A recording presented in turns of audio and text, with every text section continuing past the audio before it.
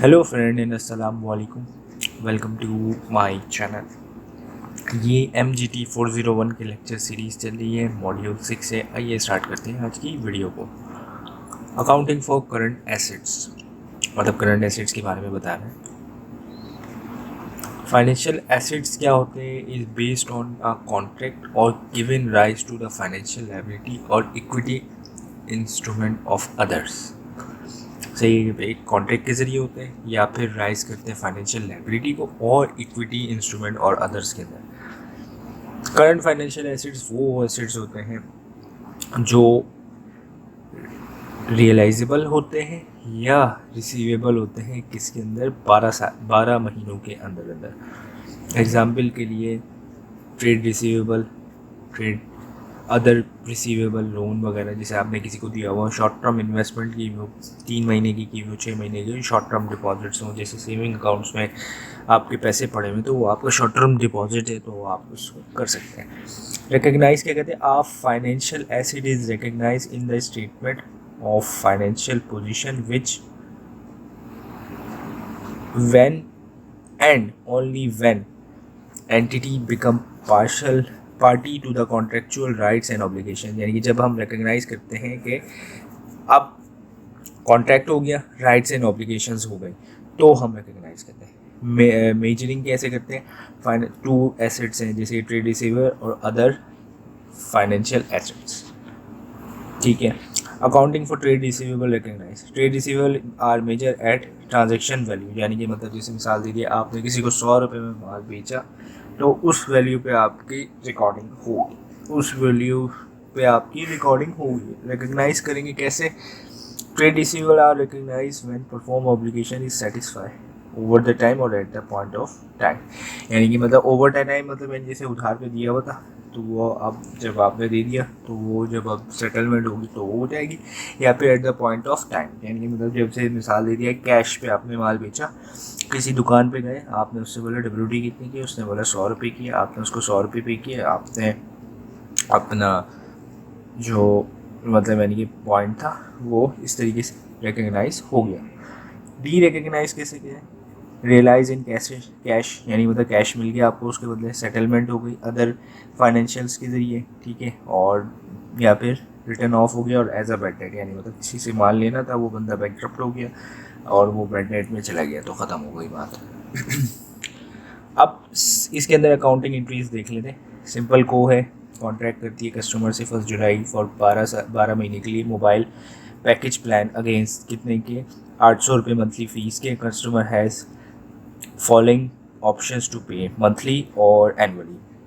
मतलब या तो वो 800 रुपये के हिसाब से जितने भी रुपए बनते हैं कि वो पे कर दे, यानी कि तकरीबन 9,600 बनते हैं वो पे कर दे, या फिर 800 रुपये महीने के हिसाब से वो देता रहे। तो इसकी अकाउंटिंग एंट्री कैसे होगी, पहला ट्रेड रिसीवेबल होगा, ऐसे होते जब वो पे करेगा तो आपने 800 रुपये से बुक किया अपना ट्रेड रिसीवेबल और सेल्स भी 800 रुपये से बुक किया। At the end of realisation cash for customer, कितना कैश जब आपके अकाउंट में आ गया, यानी मतलब बंदे ने पे कर दिया, तो ट्रेड रिसीवेबल क्रेडिट होगा, कैश जो होगा वो डेबिट हो जाएगा।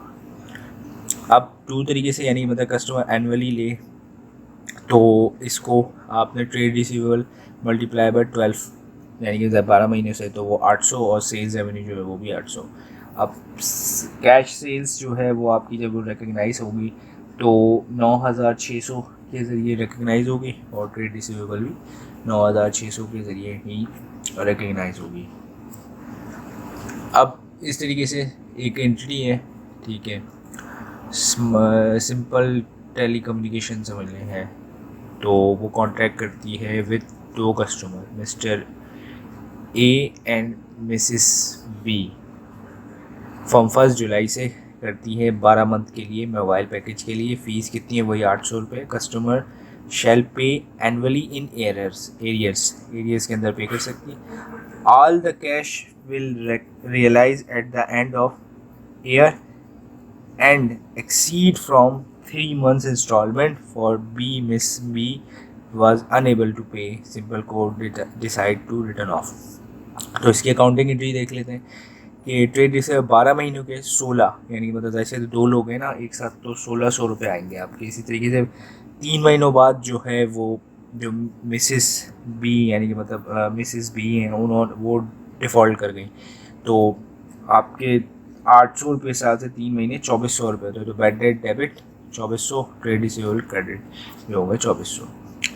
अब upon realisation cash from customer A, तो 12 महीनों के हिसाब से वो तो भेज रहा था 9600 के हिसाब से कैश डेबिट होगा, ट्रेड रिसीवेबल क्रेडिट हो जाएगा। Upon realisation for cash customer B at the end derecognise, जाहिर सी बात है वो डिफ़ॉल्ट हो गई थी 3 महीनों के बाद, यानी 3 महीने पेमेंट नहीं कर पाए, तो वो 9 महीने के ऊपर होगा, तो 7200 के हिसाब से कैश डेबिट होगा और ट्रेड रिसीवेबल जो है वो क्रेडिट होगा। कॉन्ट्रैक्ट एसेट्स क्या होते हैं? कॉन्ट्रैक्ट एसेट्स वो होते हैं जो आपने अपनी, जो जैसे मिसाल दे दिया है, आपने इलेक्ट्रिशियन को बुलाया, उसको बोला कि भाई देखो ये मेरा बोर्ड है, ये जल गया है, इसको सही करना है, रिपेयर करना है, तो आप उसने कॉन्ट्रैक्ट कर लिया कि भाई हाँ ठीक है मैं इसको सही कर दूँगा। इलेक्ट्रिशियन ने उसने सही भी कर दिया। अब वो अब लेकिन उसने तो अपनी ऑब्लिगेशन जो थी वो तो सेटिस्फाई कर दी, यानी मतलब जो उसका काम दिया था वो उसने सही कर दिया, बट इनवॉइस जो है वो इशू हुई लेटर, ऐसे आते। अब वो चला गया, उसकी कंपनी को आपने इनवॉइस भेज दी कि भाई हाँ ये इस बंदे ने ये काम किया था, तो वो होगा। लेकिन ये राइट टू रिसीव कंसिडरेशन का इस्टेब्लिश होगा बेस्ड ऑन कॉन्ट्रैक्ट होगा। अब इस तरीके से देखते हैं कि एंटिटी इन द कॉन्ट्रैक्ट जो है व्हेन इट्स कस्टमर ऑन 1 जुलाई, कि वो 12 महीनों के लिए मोबाइल पैकेज ले रही है, मोबाइल प्लान ले रही है, ठीक है। अगेंस्ट मंथली फीस कितनी है? 1000 रुपये। Customer get phone immediately after signing issuing an invoice at the, यानी मतलब कस्टमर को मोबाइल मिल रहा है मोबाइल पैकेज के साथ। मतलब मोबाइल भी जैसे अक्सर ये बाहर की कंपनीज़ करती हैं, आईफोन्स और सैमसंग वगैरह के फ़ोन्स, जितने भी बड़े फ़ोन्स होते हैं, वो यही होता है कि उनसे पैकेज ले लें, वो आपको नया स्मार्टफोन दे देती हैं, आप उनको यूज़ करते रहे और आप उनका पैकेज जो है वो अपलोड करते रहें। ऐसा कई कंपनीज़ करती हैं। तो अब कॉन्ट्रैक्ट एसेट्स जो है वो रिकग्नाइज कैसे होंगे? कि जैसे मिसाल दे दिया है कि कस्टमर जो है वो उसको फ़ौरन तो फ़ोन मिल गया जैसे कॉन्ट्रैक्ट उसने साइन किया, ठीक है। स्टैंड अलोन प्राइस जो है मोबाइल की जो है वो 2400, at the end of mobile plan जो है वो उसको 800 रुपये देने हैं मंथली, ठीक है। At the end of hand over mobile recognise करेंगे, कॉन्ट्रैक्ट एसेट्स डेबिट करेंगे कितने? 2400 से, सेल्स जो है वो आपकी क्रेडिट हो जाएगी। अब eight the end of each month, यानी मतलब हर मंथ 200 रुपये जो निकाल देंगे कॉन्ट्रैक्ट एसेट से, और फिर उसके बाद जाके सेल्स रेवेन्यू से 800 रुपये।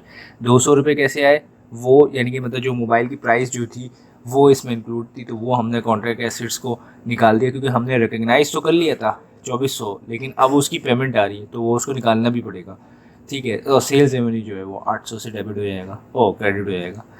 अब impairment means asset no more recoverable in the extent of its carrying amount, यानी कि जो एसिड है वो रिकवरेबल नहीं है ऑफ इट्स एक्सिड अमाउंट, ठीक है। अब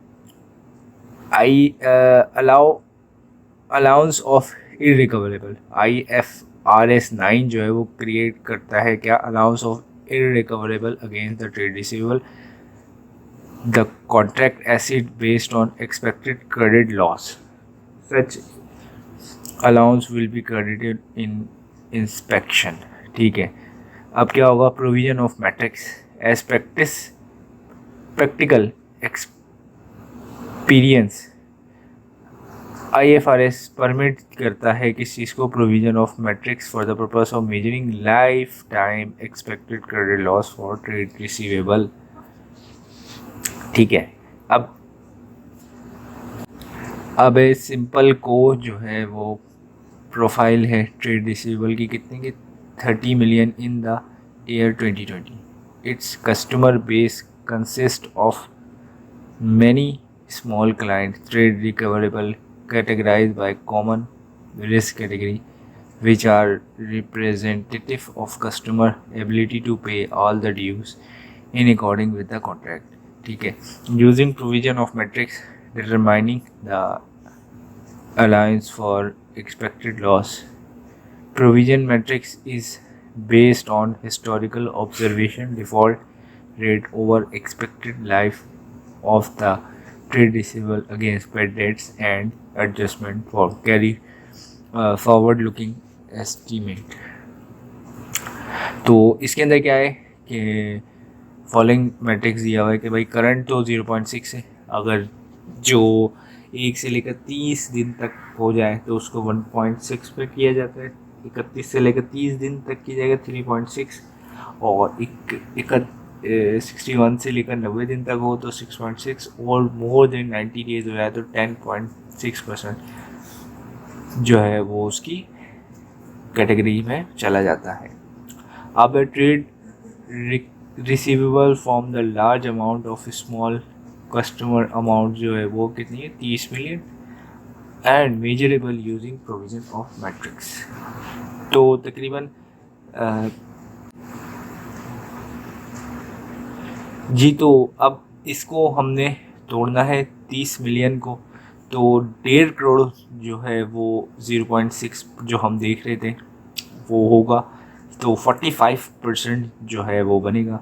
इसी तरीके से 1 से लेकर 30 तक 1.6, इस तरीके से उस पर कितना बनेगा, 1,20,000, इस तरीके से चलता रहेगा। तो हमारे पास पूरे 30 मिलियन को यानी कि मतलब 3 करोड़ को आपने तोड़ दिया तो 580 यानी कि आएगा आपके पास। तो आप एंट्री क्या लगाएंगे, लॉस ऑफ इम्पेयरमेंट डेबिट, क्योंकि बैड डेट है 5,80,000, और अलाउंस फॉर डाउटफुल डेट जो है 5,80,000 से क्रेडिट होगा। अब एनुअल रिव्यू क्या होगा, at every reporting date the historical observation of default rate was updated and change in the following look statement analyse. यानी कि मतलब ये होगा कि जितनी भी एनुअल रिव्यूज़ होता है उसके अंदर देखा जाता है कि भाई जो हमने अपना एस्टिमेट्स निकाले में, रेटिंग्स वगैरह निकाली हुई, यानी कि मतलब रेट वगैरह निकाले में वो सही हैं, उनको रिव्यूज़ करके चेक किया जाता है सही है, अगर सही है तो ठीक है आगे भी कंटिन्यू करना है, अगर सही लगता नहीं है तो उसको चेंज किया जाता है। मैं उम्मीद करता हूँ आपको ये वीडियो हेल्प करेगी आपकी एग्जामिनेशन प्रिपरेशन में। Thank you for watching this video and अल्लाह हाफिज़।